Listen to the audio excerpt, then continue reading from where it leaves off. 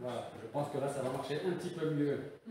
Donc, nous disions que la semaine dernière, nous avons commencé une mini-série de 3 prédications. Il y avait la semaine dernière, cette semaine, et Dieu voulant, la semaine prochaine. Et donc, effectivement, la semaine dernière, nous avons parlé des décampeurs, c'est-à-dire, comme l'a dit Nicolas, les décampeurs. Ce sont ceux qui sont pleins de fou, pleins de zèle au début, et qui veulent s'investir dans tout, et en fin de compte, ils s'investissent de rien du tout. Ou alors, ils commencent, mais quand la difficulté commence à être là, à être présente, il n'y a plus personne, et puis les gens s'en vont. Ce matin, nous allons donc continuer avec cette idée, après avoir vu les décampeurs, nous allons voir les campeurs. Okay? Qui aiment, en général, camper? Ok. Mais vous êtes quand même mieux à la maison qu'au camping. Hein, au bout d'un certain temps, c'est bien de retourner à la maison, de ne pas rester au camping. Ou alors si on y reste au camping, c'est qu'on a peut-être d'autres soucis. En tout cas, la semaine dernière, nous avons vu les quelques caractéristiques des campeurs. Ce matin, nous allons voir les caractéristiques des campeurs avec leurs jolies tentes, leurs jolis bungalows, leurs jolis mobil-homes, tout ce qui va pour être justement totalement confortable, bien installé, et ne manquant de rien. Pour cela, nous allons aller dans le livre des Nombres. Nombres. Genèse, Exode, Lévitique, Nombres, chapitre 13. Nombres, chapitre 13.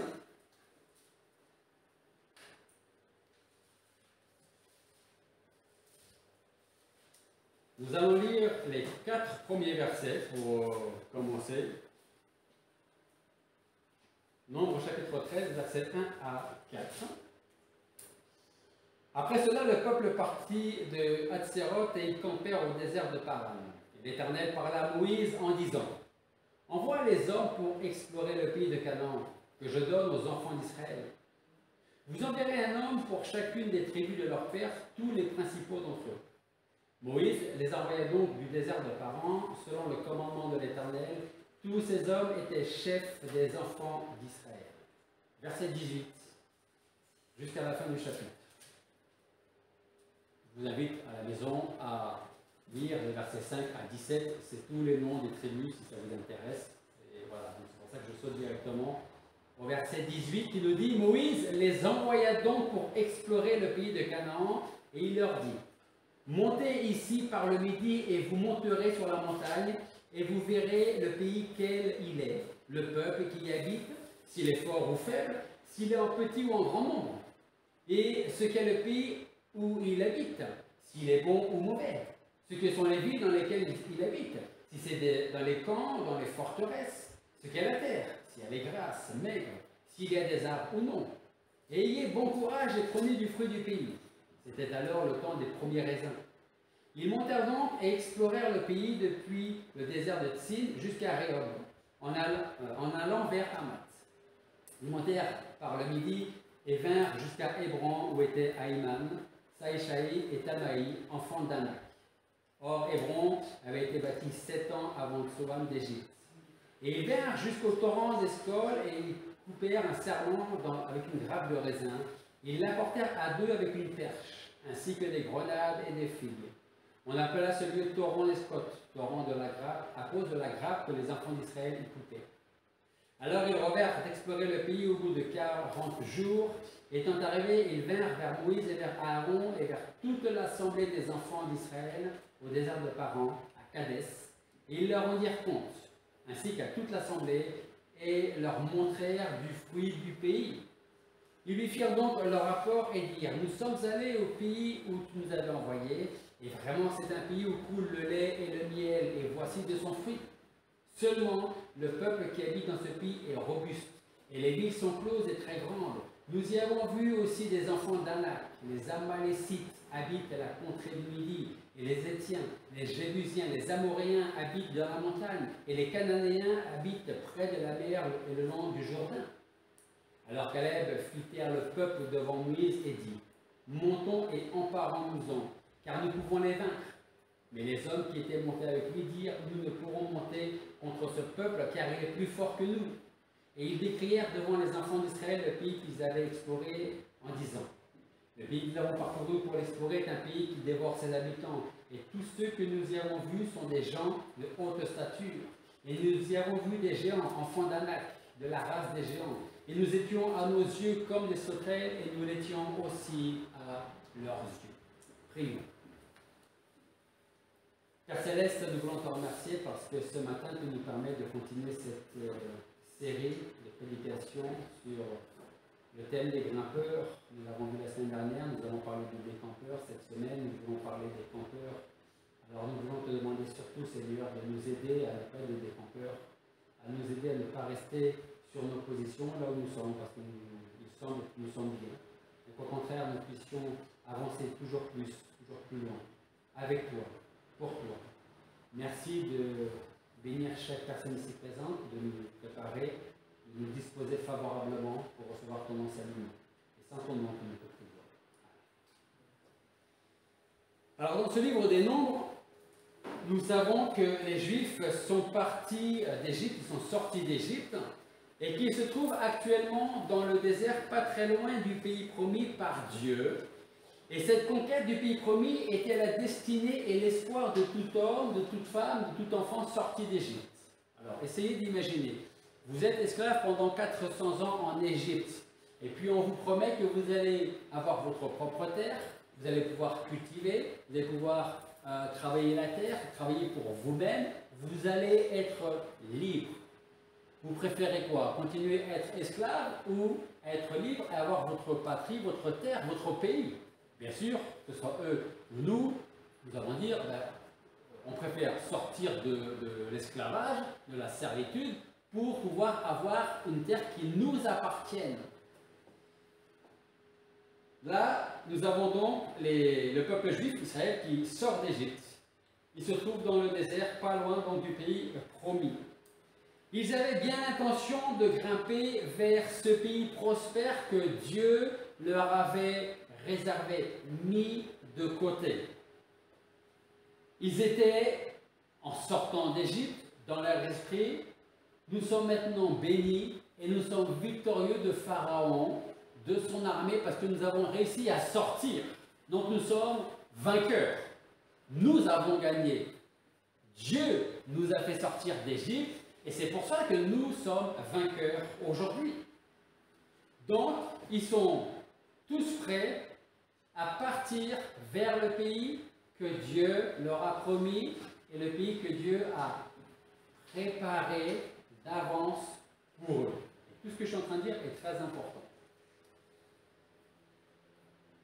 Ils allaient enfin vivre libre, louer et adorer Dieu quand ils le veulent, où ils le veulent et comme ils le veulent. Ce qui était beaucoup plus compliqué. Ils étaient heureux pour tout ce que Dieu avait fait pour eux. Ce peuple remerciait Dieu de l'avoir sorti de l'esclavage et de lui avoir donné une nouvelle vie. Ils étaient donc prêts à faire des jours et des jours de marche pour quitter l'ancienne vie et aller vers la nouvelle vie qui commence. Mais entre l'Égypte et le pays promis, il va se passer beaucoup de choses. Je dirais que entre notre Égypte, c'est-à-dire là où nous étions avant que le Seigneur nous appelle, nous sauve et qu'on lui appartienne, et la nouvelle vie que nous aurons, ou plutôt la nouvelle terre, patrie que nous aurons, c'est-à-dire le ciel, il va y avoir aussi des conflits, des circonstances plus ou moins faciles, plus ou moins compliquées.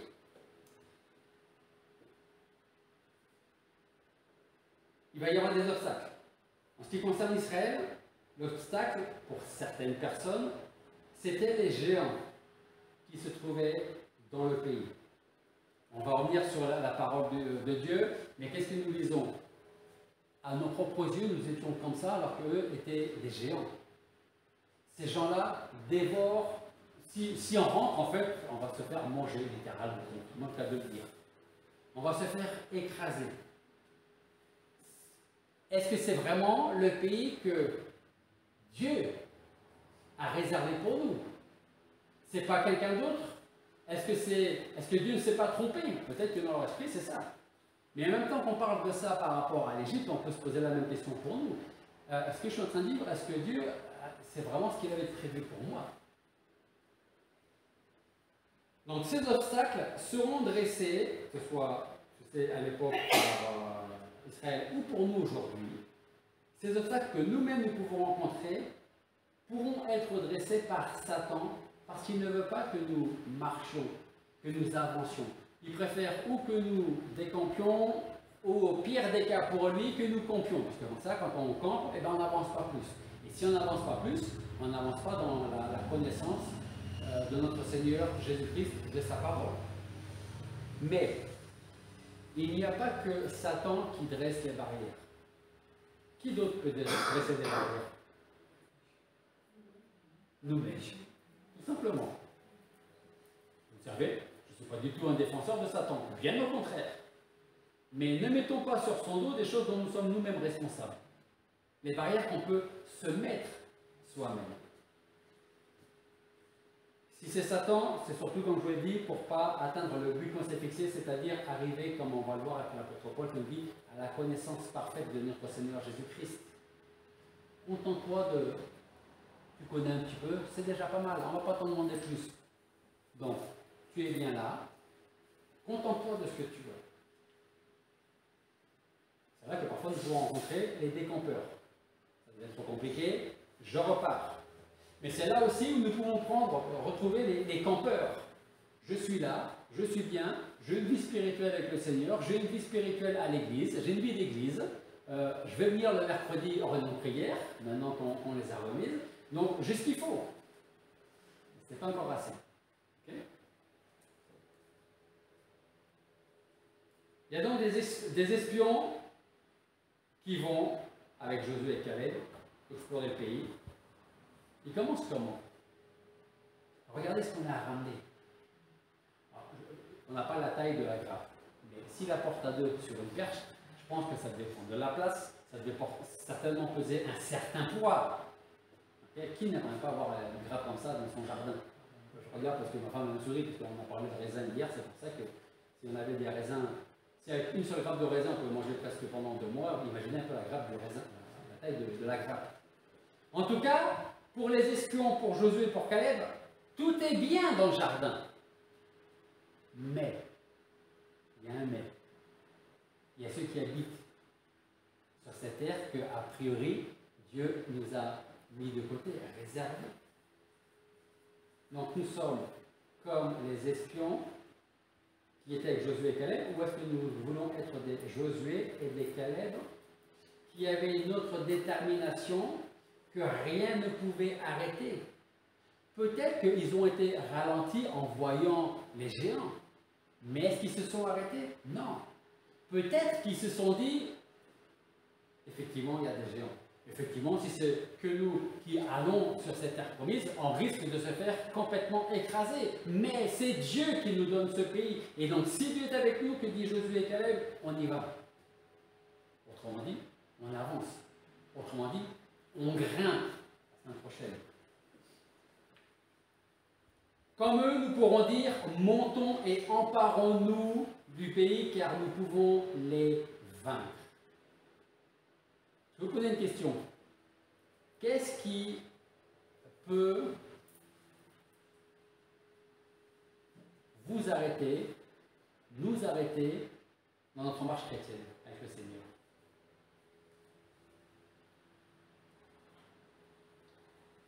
On avance, on est déterminé, mais à un moment donné, je m'arrête. Qu'est-ce qui peut vous faire arrêter? Ou peut-être, j'ai envie de vous poser la question, qu'est-ce qui vous a fait arrêter à un moment ou à un autre? La maladie. La peur. La peur de quoi? Par exemple.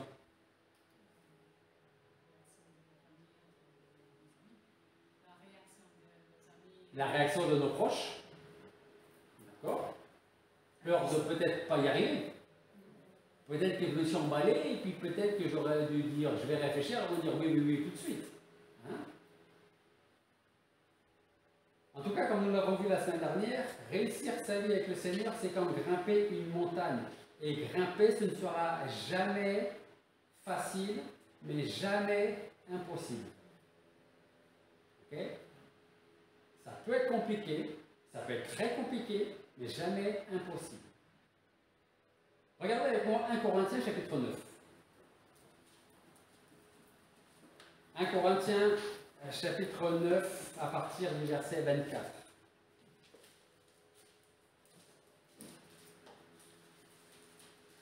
1 Corinthiens chapitre 9 verset 24.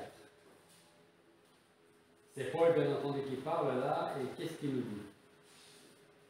Ne savez-vous pas que ceux qui courent dans la liste courent tous, mais un seul remporte le prix? Courez de telle sorte que vous le remportiez. Tout homme qui combat s'abstient de tout, et ces gens-là le font pour avoir une couronne corruptible, mais nous pour une incorruptible. Je cours donc, non à l'aventure, je frappe, mais non pas en l'air. Mais je traite durement mon corps et je le tiens assujetti de peur qu'après avoir prêché aux autres, je ne sois moi-même réprouvé. L'apôtre Paul se compare lui-même, lui aussi, aux coureurs et aux combattants des jeux du stade, bien connus à l'époque des Corinthiens.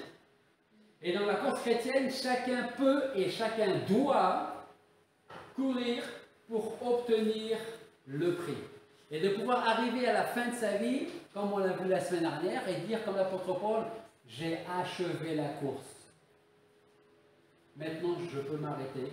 Maintenant, je peux partir. Maintenant, je peux rentrer à la maison. C'est pour cela que Paul nous encourage à persévérer avec toute notre force dans cette course. Alors, on va fixer maintenant notre attention sur le deuxième groupe, les campeurs. Ce sont ceux qui obtiennent un peu de succès dans la vie. Je parle essentiellement de la vie spirituelle, mais c'est aussi vrai dans la vie de tous les jours.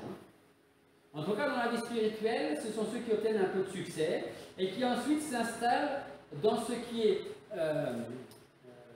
prévisible et confortable. Ok?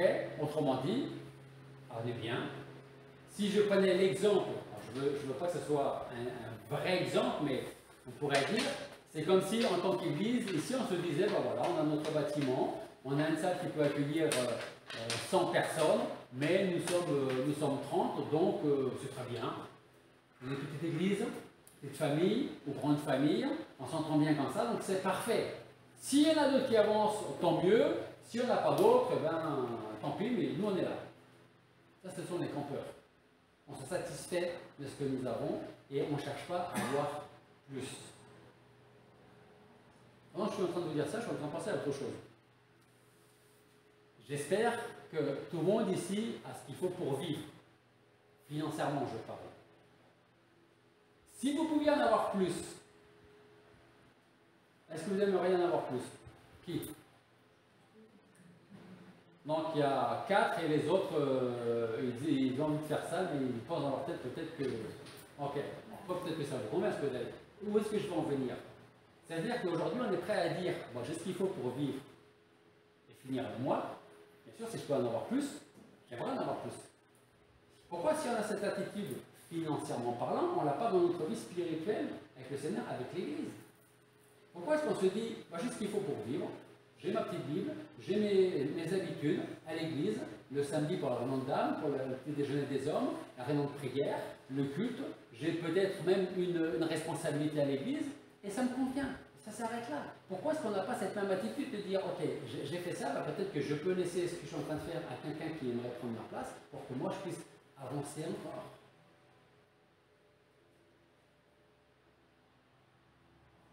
La route que Israël avait empruntée en sortant d'Égypte leur paraissait agréable et privilégiée. C'est normal, ils sortent de 400 ans d'esclavage, de servitude.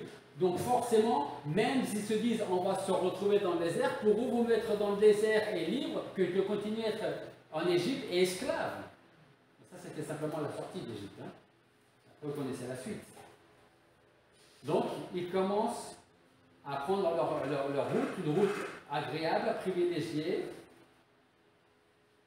mais des barrières vont arriver, des problèmes vont arriver. Combien de fois, je pourrais relire l'histoire d'Israël dans le désert, combien de fois nous voyons Israël dans le désert, ils arrivent dans un lieu, il y a ce qu'il faut pour boire, pour manger. Pourquoi est-ce qu'on ne resterait pas là? Et même des décampeurs. On est dans le désert, pourquoi est-ce qu'on ne retournerait pas en Égypte?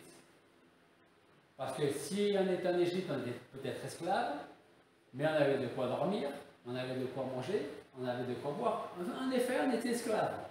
Mais au moins, on savait où on allait. Là, on est dans le désert et où est-ce qu'on va? On ne sait pas. On ne sait pas. Les chrétiens conquérants sont un peu comme les juifs dans le désert. Lorsqu'ils arrivent dans un lieu qui leur semble agréable, ils commencent à s'installer un peu, puis ça dure un peu plus longtemps que prévu, jusqu'à ce que cela devienne du définitif. Le problème, c'est que ça ne les dérange pas, et ils aiment ça. Ils avaient bien commencé, ils avaient bien avancé, puis ils s'arrêtent. Regardez Proverbe chapitre 1, versets 32 et 33. Proverbe 1, versets 32 et 33.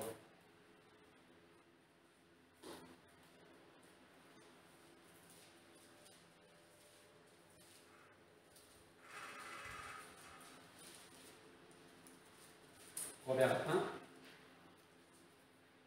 verset 32, qui nous dit « L'égarement des sots les tue, et la sécurité des insensés les perd. Mais celui qui m'écoute habitera en sûreté sur la tranquille sans être effrayé d'aucun mal. » Donc l'égarement des sots les tue, mais la sécurité des insensés, le fait de camper, la sécurité des insensés les perd. Est-ce que vous savez quelle est la définition du contentement de soi? Je ne dis pas pour se contenter de ce qu'on a. Est-ce que quelqu'un peut me donner une définition du contentement de soi-même? Quelle définition on pourrait donner?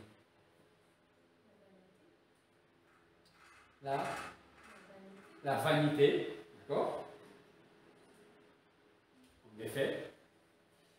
La définition, en fait, c'est une satisfaction plus ou moins mêlée de vanité qu'on éprouve en jugeant son action et sa propre personne. Contentement de soi. Okay.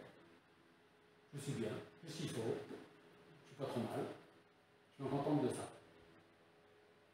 Le problème, c'est que ça, c'est un poids mortel qui nous empêche de voir le danger qui peut nous détruire. C'est être satisfait de soi-même et de ne pas se sentir concerné par le reste. Et être satisfait de soi-même, c'est ça qui tue les campeurs, parce que j'arrive à un stade, à un plateau dans ma vie spirituelle où je suis bien.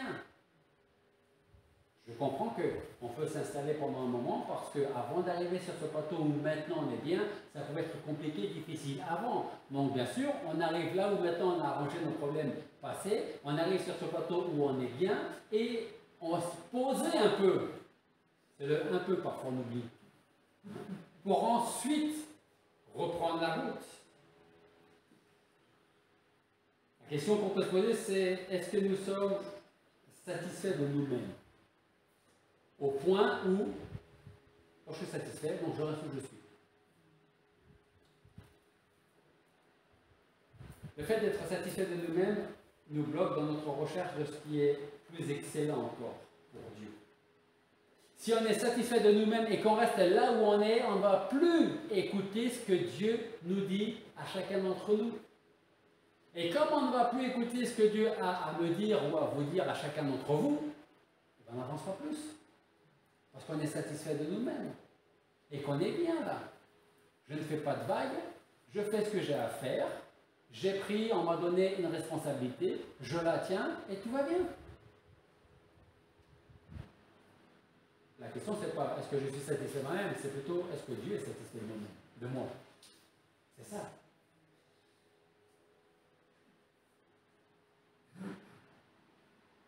Quand on est content de soi-même, en fait, il n'y a plus de défis à relever. Il n'y a plus de défis à relever. On peut peut-être penser, estimer qu'on en a relevé assez, que maintenant on passe aux autres. Mais quand on est satisfait de soi-même, on n'a plus de défis à relever. Les campeurs et les décampeurs veulent souvent jouer le jeu du blâme.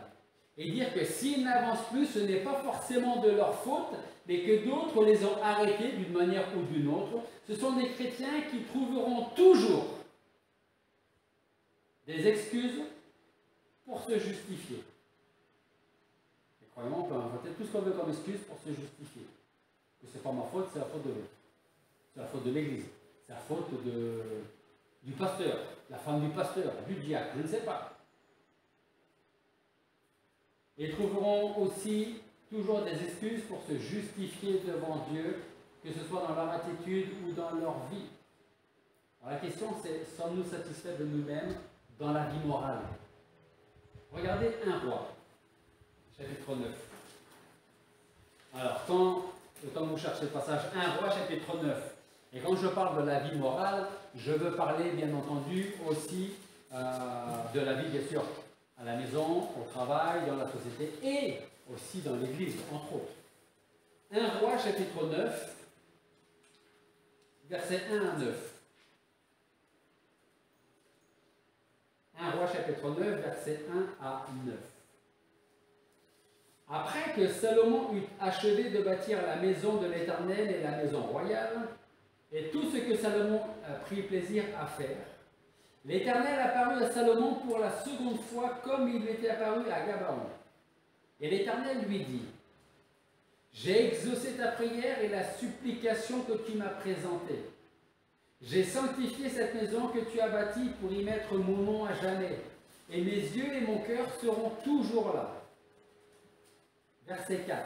« Pour toi, si tu marches devant moi, comme David ton père a marché avec intégrité de cœur et droiture, et en faisant tout ce que je t'ai commandé, et si tu gardes mes statuts et mes ordonnances, alors j'affermirai le trône de ton royaume sur Israël à jamais, comme j'en ai parlé à David ton père en disant, il ne te manquera point de successeur sur le trône d'Israël. » Verset 6. « Mais, il y a souvent un mais, si vous vous détournez de moi, vous et vos enfants, et que vous ne gardiez pas mes commandements et mes statuts que j'ai mis devant vous, et si vous allez et servez d'autres dieux et vous prosternez devant eux, je retrancherai Israël de dessus la terre que je lui ai donnée.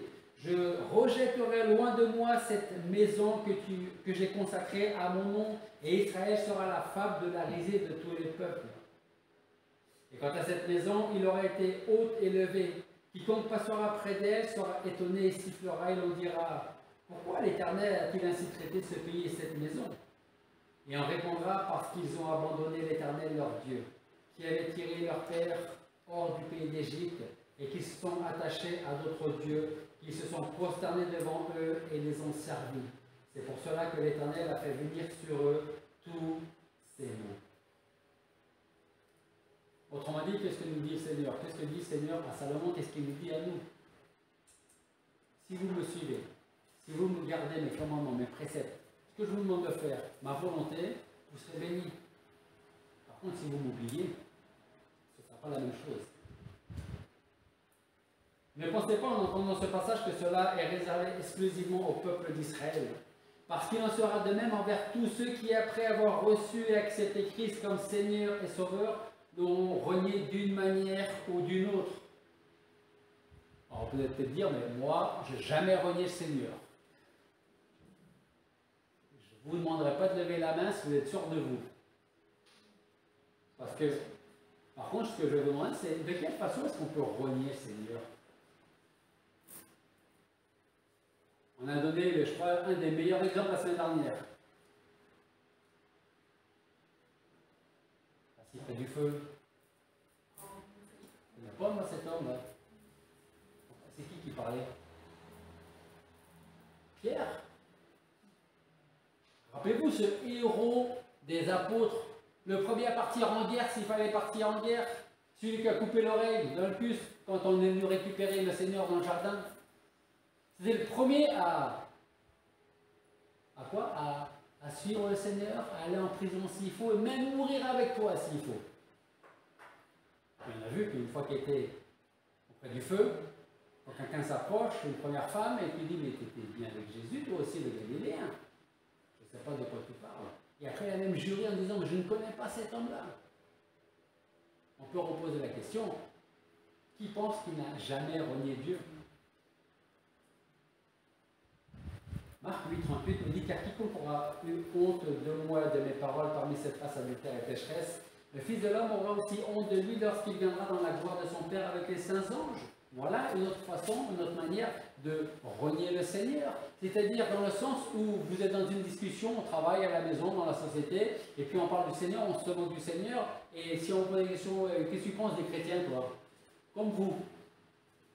Parce qu'on n'a pas envie forcément d'être la cible des moqueries.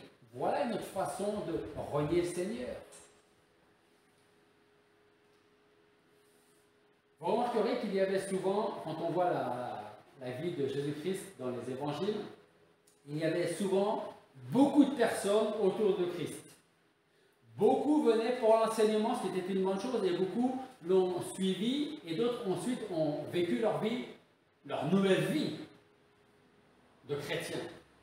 Mais beaucoup d'autres venaient pour recevoir une certaine aide, alors que ce soit les handicapés, les aveugles, les paralytiques, et puis il y avait d'autres personnes qui venaient pour manger. Rappelez-vous, pour manger parce que le Seigneur leur donnait de quoi manger, du pain, du poisson. Et très souvent, cette partie de la foule ne suivait le Seigneur que parce qu'il pouvait manger, je vais dire, peut-être gratuitement, peut-être parce qu'à l'époque c'était difficile de manger. On ne connaît pas exactement tout le contexte de l'époque. J'imagine que ça peut être compliqué pour certaines personnes, mais parmi ces personnes, beaucoup venaient seulement parce qu'ils pouvaient manger, être rassasiés et ensuite ils rentraient à la maison. Et toutes les paroles du Seigneur, ça ne rentrait pas dans leurs oreilles. Beaucoup suivaient Christ. Beaucoup aujourd'hui suivent Christ seulement parce que chacun voit son propre intérêt. On peut poser la question, pourquoi est-ce qu'aujourd'hui, moi, je suis, du verbe suivre, le Seigneur? Pourquoi suivez-vous le Seigneur? Pourquoi êtes-vous là ce matin à l'église? On peut se poser la question. Beaucoup le suivent parce qu'ils voient leur propre intérêt. Certains suivent le Seigneur parce qu'il est leur maître.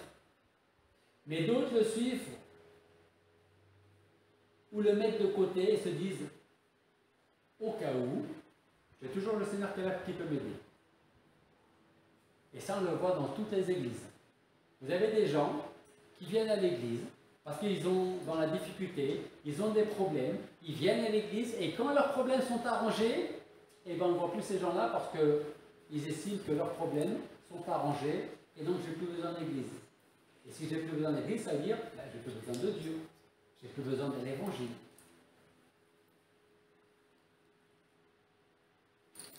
Proverbe chapitre 11, verset 3.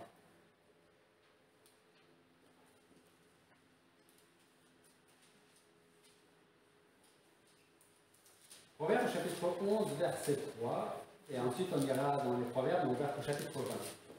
En tout cas, premier passage. Proverbe 3, Proverbe 11, verset 3.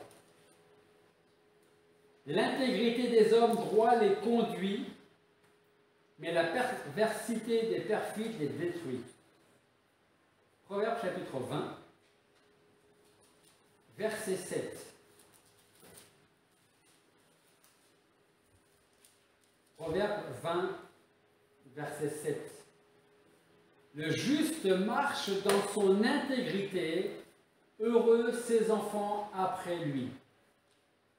Donc d'un côté, il y a l'intégrité des hommes droits les conduit, mais la perversité des perfides les détruit. Et dans l'autre proverbe, le juste marche dans son intégrité, heureux ses enfants après lui. Pour en revenir au fait que certains chrétiens suivent le Seigneur par intérêt, parfois même inconsciemment, vous savez ce qu'ils sont en train de se dire? c'est pas moi qui vais suivre le Seigneur, c'est le Seigneur qui va me suivre. Donc ça, au cas où si un jour j'ai besoin, je sais qu'il sera toujours là. C'est à nous de suivre le Seigneur, pas au Seigneur de nous suivre.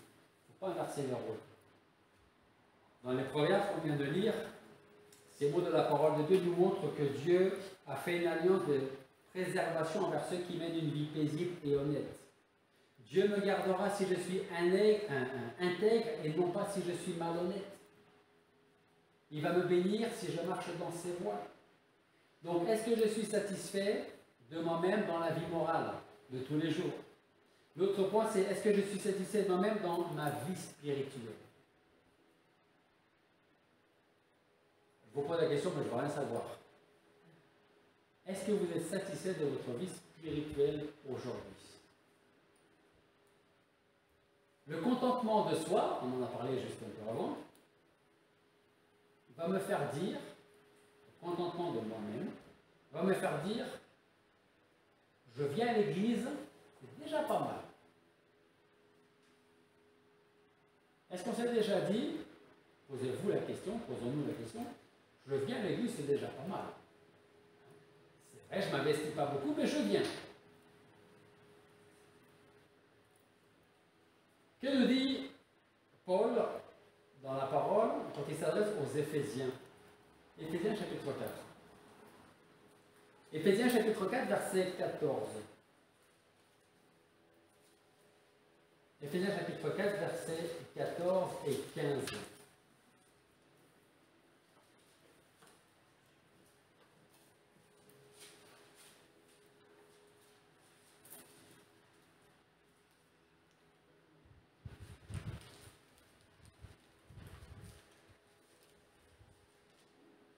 Éphésiens chapitre 4, verset 14. Et que dit Paul?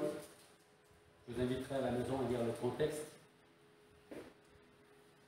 Il dit en tout cas, pour que nous ne soyons plus des petits enfants flottant et emportés ça et là à tout vent de doctrine, par la tromperie des hommes et par leur adresse à séduire artificieusement, mais que professant la vérité dans la charité, nous croissions en toutes choses dans celui qui est le chef, Christ. Celui qui campe, je ne parle plus des décampeurs, mais celui qui campe va être satisfait de sa connaissance biblique, de sa connaissance de Dieu, de sa connaissance de Jésus-Christ. Selon lui, il en a suffisamment. Mais ces genres de chrétiens-là, campeurs, seront probablement ballottés à droite, à gauche, avec une doctrine qui m'a l'air d'être intéressante. Cela, je la rejette parce que je ne suis pas d'accord. Mais l'apôtre Paul dit que nous puissions grandir en toutes choses dans celui qui est le chef, Christ, pour éviter d'être à droite, à gauche, qui a raison, qui a tort.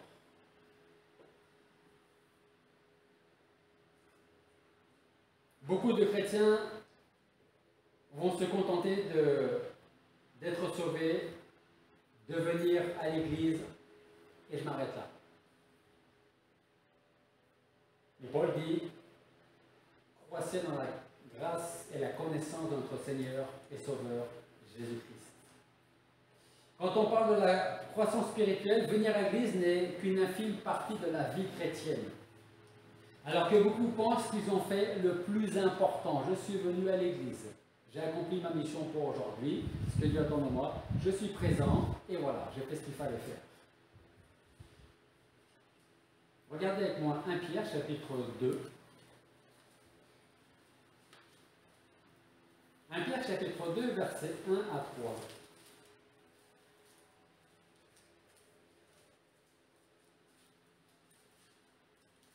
Que nous dit Pierre dans sa première épître?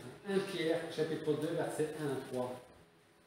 Il dit, rejetant donc toute malice et toute ruse, la dissimulation, l'envie, toute médisance, désirez comme des enfants nouveau-nés le lait spirituel et pur, afin que par lui vous croissiez pour le salut, si vous avez goûté que le Seigneur est bon. Il y a une différence immense entre devenir vieux dans le Seigneur et grandir avec le Seigneur. Il y a une différence énorme entre devenir vieux dans le Seigneur et grandir avec le Seigneur. Parce que vous pouvez être né de nouveau depuis 50 ans et stagner là au niveau de vie spirituelle. Et vous pouvez être au Seigneur depuis 10 ans et être très loin par rapport à celui qui est dans le Seigneur depuis 50 ans. Il y a donc une différence entre vieillir dans le Seigneur et grandir avec le Seigneur. Parce que devenir vieux, si vous vous en êtes pas rendu compte, c'est automatique. Presque chaque matin, il y a une petite ride supplémentaire qui arrive, des petits cheveux blancs qui arrivent, c'est la vie. Donc, devenir vieux, c'est automatique. Alors que grandir exige un effort, de la détermination et de la discipline personnelle. Les campeurs grimpent, puis s'arrêtent et s'installent après avoir connu un certain succès. Alors pour ne pas vieillir spirituellement, il faut rester dans la course. Il faut que nous soyons déterminés à grimper encore. Un dernier passage que je vous invite à regarder avec moi, c'est Philippiens chapitre 3, versets 12 à 14. Philippiens chapitre 3, versets 12 à 14.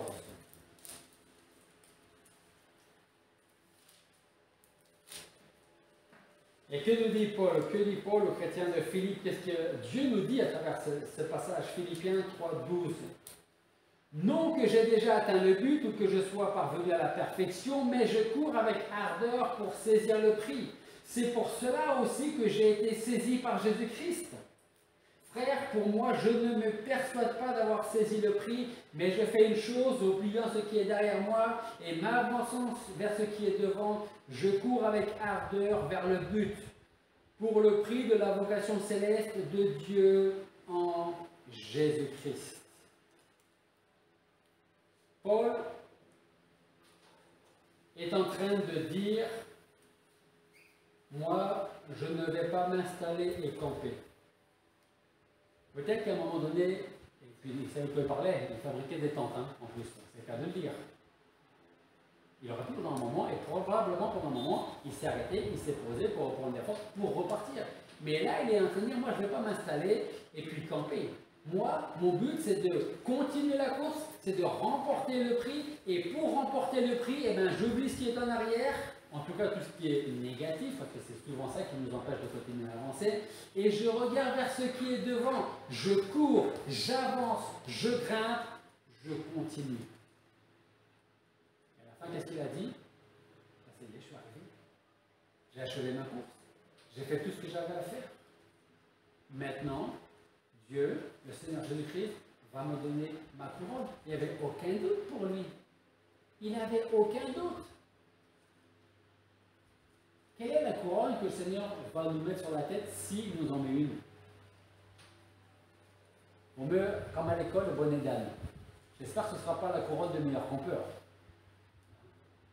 Paul n'avait aucun doute. Ce n'était pas être présomptueux, ce n'était pas de l'orgueil mal placé. Parce qu'il est, j'étais jusqu'au bout. Ça a été difficile, ça a été compliqué. Lui a été en prison, pour l'instant, pas nous. Et pourtant, il a continué. J'ai achevé ma course. Donc, une dernière question pour conclure. Est-ce que nous sommes des Paul, des Caleb et des Josué, c'est-à-dire des grimpeurs, des gens qui avancent? Ou est-ce que nous sommes, j'oublie les campeurs, hein. J'espère que vous ne l'êtes pas. Ou est-ce que nous sommes plutôt des campeurs comme le reste d'Israël dans le désert? On est là, on manque de rien, c'est très bien comme ça. Il y a des gens qui aujourd'hui ont déménagé, qui sont plus, sont plus à Cahors. Et quand on était encore à Pradine, quand on envisageait d'acheter ou de faire construire, il y a plus d'une personne qui m'a dit, mais bien, on a tout ce qu'il faut, on ne paye même pas de loyer. Si on les avait écoutés, on ne serait probablement pas ici aujourd'hui. En Après 40 ans errés dans le désert, Josué et Caleb avaient un caractère et une foi assez forts pour traverser le Jourdain, s'emparer du pays promis malgré les géants. Et vous savez pourquoi? Parce qu'ils n'avaient pas oublié une chose. C'est Dieu qui les a sortis d'Égypte et qui leur dit, oui, le pays là-bas, c'est pour vous. Il est pour vous. Dieu ne leur a pas dit, allez-y et bonne chance. Parce que là, ils se seraient fait écraser, les pauvres Israélites. Dieu leur a dit, je suis avec vous. J'étais avec vous pour vous amener en Égypte, pour pas que vous mouriez par la famine. J'ai été avec vous, même si c'était compliqué pendant 400 ans, pendant que vous étiez esclaves. C'est moi qui vous ai fait sortir. C'est moi qui vous ai gardé dans le désert. Vos chaussures ne s'usaient pas, vos vêtements ne s'usaient pas. Vous avez mangé, vous avez bu, vous avez tout ce dont vous aviez besoin. Peut-être vous donnerez en vous le plus, mais c'est moi qui décide ce que vous avez besoin ou pas. Alors continuez à me faire confiance. Parce que ce pays-là qui est là, même s'il y a des géants, de grands géants méchants, c'est moi, Dieu souverain, qui conduit toutes choses. Alors nous aussi demandons à Dieu de nous façonner de façon à avoir ce même caractère que ces hommes, Paul, Caleb ou Josué ou d'autres encore, Moïse, afin de grimper toujours plus haut chaque jour. Et pour conclure, je dirais que le principal, c'est peut-être ça qui peut nous faire peur, le principal, c'est pas de grimper plus haut possible en moins de temps possible. Le principal, c'est monter. Et je continue. Et je continue. C'est pas aller en haut du sommet le plus rapidement possible pour en fait compte s'arrêter, se dire en fait compte on est bien, j'ai avancé, l'autre il est en bas, moi je suis là, bon, l'autre il est là-haut, mais moi je me sens bien, donc je vais rester là. Non, il ne faut pas monter vite, il faut monter. Il faut persévérer. Parce que toute chose concourt au bien de ceux qui aiment Dieu. Prions. Père Céleste, nous voulons te remercier parce que tu nous fais la grâce ce matin d'étudier ces chrétiens qui ont peur que parfois nous pouvons être.